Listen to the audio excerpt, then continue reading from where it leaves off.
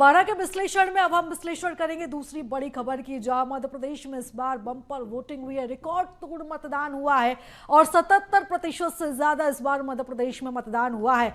और अगर महिलाओं की बात करें तो इस बार महिलाओं की भागीदारी देखने को मिली है, बढ़ चढ़कर महिलाओं ने मतदान किया है।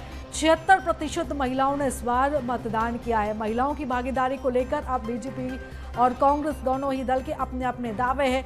इधर बीजेपी का ये कहना है कि लाडली बहना योजना का जो कारण रहा है, इसकी वजह से वोटिंग प्रतिशत बढ़ा है, तो कांग्रेस भी इधर अपनी जीत के दावे कर रही है। तो इस बार महिलाएं निर्णायक भूमिका में रही हैं, महिलाओं ने बढ़ चढ़कर वोटिंग की है और महिलाओं के इस वोटिंग प्रतिशत से दोनों ही दल अपनी अपनी जीत को लेकर आश्वस्त नजर आ रहे हैं। और मध्य प्रदेश में मतदान के बाद सियासी दल अपनी अपनी तरह से चुनाव के मायने निकाल रहे हैं। 18 साल सरकार चलाने के बाद बीजेपी अपनी योजना और खास तौर पर महिलाओं के लिए बनाई गई योजनाओं पर जीत का दम भर रही है, तो वही कांग्रेस का भी जीत पर दावा है।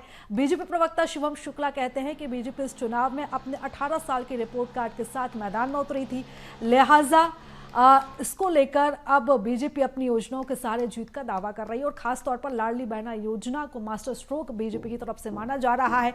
तो वही कांग्रेस प्रवक्ता आनंद जाट की माने तो लाडली बहना के अलावा सभी बहनें नाराज हैं, आदिवासी और कर्मचारी भी नाराज है, जिसके चलते प्रदेश में एंटी इनकम्बेंसी बनी है, जिसके चलते कांग्रेस को पूरा बहुमत मिलेगा। पार्टी की सरकार ने अनेकों ऐसी विकास उन्मुखी योजनाओं को मध्य प्रदेश में संचालित किया, जिससे सीधे तौर पर मध्य प्रदेश का एक बड़ा वर्ग लाभान्वित हुआ है। किंतु महिलाओं के सशक्तिकरण की दिशा में उनका आर्थिक रूप से उन्मूलन करने के लिए जिस प्रकार का योगदान लाडली बहना योजना ने निभाया है, स्वाभाविक तौर पर मध्य प्रदेश की माताएं और बहनें पूरे उत्साह के साथ जब अपने मत का प्रयोग कर रही थी, तो इस योजना को दृष्टिगत रखते हुए उन्होंने मतदान किया है। और यही कारण है कि आज जो भारतीय जनता पार्टी की सरकार बनने जा रही है, वह छोटे मोटे जनादेश से न होकर के बल्कि अब प्रचंड जनादेश वाली 150 से ज़्यादा सीटों वाली भारतीय जनता पार्टी की सरकार मध्य प्रदेश में स्थापित हो रही है। उसमें लाडली बहना योजना की अपनी महती भूमिका है, मध्य प्रदेश की महिलाओं की भूमिका है, जो हमारी केंद्र की सरकार का नारी वंदन अधिनियम हो, या फिर हमारी मध्य प्रदेश की सरकार जो समय समय पर महिलाओं के हित के लिए योजनाएं लेकर आती है, उसके परिणाम स्वरूप प्रभावित हुई हैं। देखिए, भारतीय जनता पार्टी की लूट की, झूठ की और सौदेबाजी की सरकार अपनी आखिरी कुछ दिन गिन रही है और मध्य प्रदेश की माताओं बहनों ने बढ़ चढ़कर जो मतदान किया है वो इस घोटालेबाज सरकार को बदलने के लिए किया है। ये कितने ही दावे प्रतिदावे करें, मैं भी दावे कर सकता हूं, लेकिन 3 तारीख को ईवीएम मशीनों की गिनती होने वाली है, उनमें जो मत डले हैं उनकी गिनती होने वाली, सच सामने आएगा और मध्य प्रदेश में कांग्रेस की प्रचंड बहुमत से सरकार बनेगी। और चलो इस खबर पर ज्यादा जानकारी ले लेते हैं। सहयोगी विवेक राणा लगातार हमारे साथ बने हुए हैं। विवेक, देखिए इस बार दोनों ही दल महिला मतदाताओं के सहारे अपनी अपनी जीत का दावा कर रहे हैं। तो वहां बीजेपी का यह दावा है कि लाडली बहना का उनको फायदा मिलेगा, इसी के चलते प्रतिशत भी महिलाओं का बढ़ा है वोटिंग में। तो इधर कांग्रेस के भी अपने दावे हैं। कुल मिलाकर इस बार जो है महिलाएं ही निर्णायक भूमिका में है, किंग मेकर की भूमिका में इस बार महिलाएं।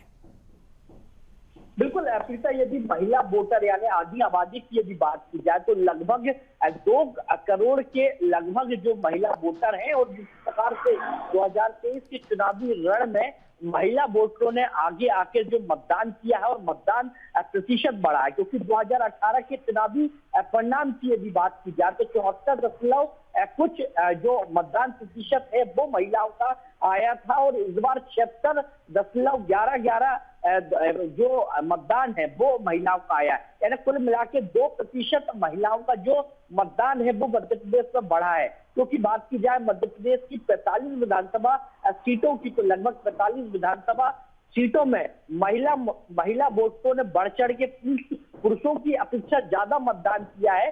साथ ही 2018 के चुनावी परिणाम की यदि बात करें तो महिला वोटर ने करीब 19 विधानसभा सीटों पे सबसे ज्यादा मतदान किया था, मगर इस बार जो महिला है वो बढ़ चढ़ के मतदान करती हुई दिखाई दे रही है, जिसके चलते राजनीतिक पार्टियों की यदि बात करें तो कांग्रेस और बीजेपी पार्टी दोनों ही पार्टी मंथन करती हुई दिखाई दे रही है। उनका साफ तौर पर कहना है कि महिला उनके साथ है, क्योंकि बीजेपी की यदि बात करें तो बीजेपी का कहना है कि लाडली बहना योजना के तहत मध्य प्रदेश की लाडली बहनों ने बढ़ चढ़ के मतदान किया है और बीजेपी पार्टी को आशीर्वाद दिया है। वही कांग्रेस की यदि बात करें तो नारी सम्मान योजना को पूरा क्रेडिट है वो कांग्रेस पार्टी देती नजर आ रही है। अब देखने वाली बात है कि मध्य प्रदेश की महिला वोटर किस राजनीतिक पार्टी को सत्ता के सियासत पर बिठाती है, क्योंकि हमेशा से देखने को मिलता है कि जो महिला वोटर है आधी आबादी, वो हमेशा निर्णायक भूमिका में रहती है। जिस प्रकार से महिलाओं का मतदान प्रतिशत लगभग 2% पिछले बार की अपेक्षा बढ़ा है, तो कहीं ना कहीं इस बार निर्णायक भूमिका में महिला वोटर रहेगी। जी बिल्कुल विवेक, और देखना होगा कि महिलाओं का जो आशीर्वाद है वो किस दल को मिलता है। फिलहाल तमाम जानकारी के लिए, चर्चा के लिए बहुत धन्यवाद आपका। तो विधानसभा चुनाव में इस बार बम्पर वोटिंग हुई। 2018 की तुलना में 2% ज्यादा वोट पड़े। चुनाव आयोग के अनुसार 2018 में 75%, तो 2023 में 77% वोटिंग हुई। तो वहीं महिलाओं ने 76% वोटिंग की है। महिलाओं की वोटिंग में ये उछाल तब आया है जब दोनों ही दलों ने इसके लिए दर्जनों भर घोषणाएं की हैं। 2018 में महिलाओं ने 74% वोटिंग की थी, जबकि 2023 में ये सीधे जो प्रतिशत है वो 2% तक बढ़ा है।